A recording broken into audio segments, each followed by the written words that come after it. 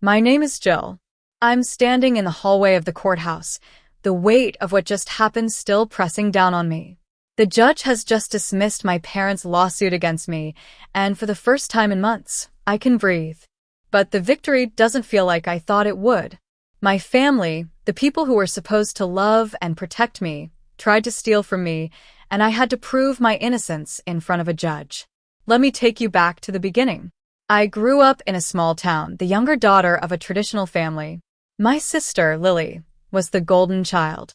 She was charming, outgoing, and always knew how to make our parents proud. I, on the other hand, was quiet and focused on my studies. I loved numbers and spreadsheets, and I dreamed of a career in accounting. When I graduated from college, I landed a great job at a prestigious firm. I worked hard, paid off my student loans, and built a life for myself. But my parents never seemed to appreciate my achievements. They were always comparing me to Lily, and they made it clear that I was the disappointment of the family. One day, I received a letter from the bank. It was a notice of foreclosure on a house I'd never heard of. I called the bank immediately, and they told me that I was listed as a co-signer on the mortgage. I was shocked. I'd never signed anything, and I had no idea how my name had gotten on the loan. I called my parents, hoping for an explanation.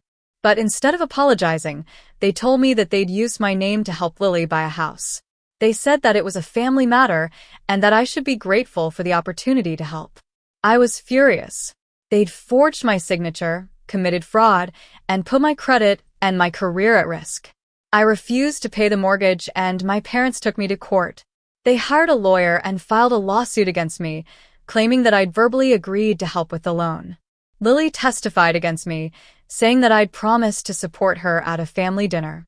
But I knew that I'd never made such a promise, and I was determined to prove my innocence. I hired a lawyer of my own, a friend from college named Alex. He specialized in mortgage fraud and property disputes, and he was confident that we could win the case.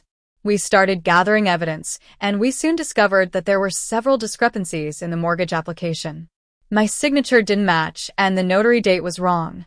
We also found an email chain between Lily and the loan officer, in which they discussed adding my name to the application without my knowledge. It was clear that they'd been trying to cover their tracks, and that they'd been willing to do whatever it took to get the loan approved. As the trial approached, my family started to turn against me. They posted negative messages about me on social media, and they told our friends and family that I was a selfish and ungrateful daughter. I was heartbroken.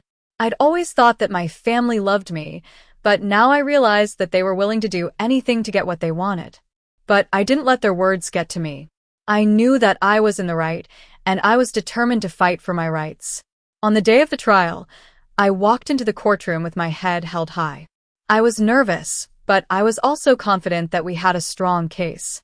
The trial was long and difficult, but in the end, justice prevailed.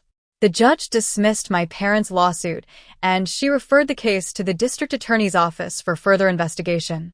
I was relieved, but I was also exhausted. The whole experience had taken a toll on me, both emotionally and financially. After the trial, I took some time to heal. I started seeing a therapist, and I focused on rebuilding my life.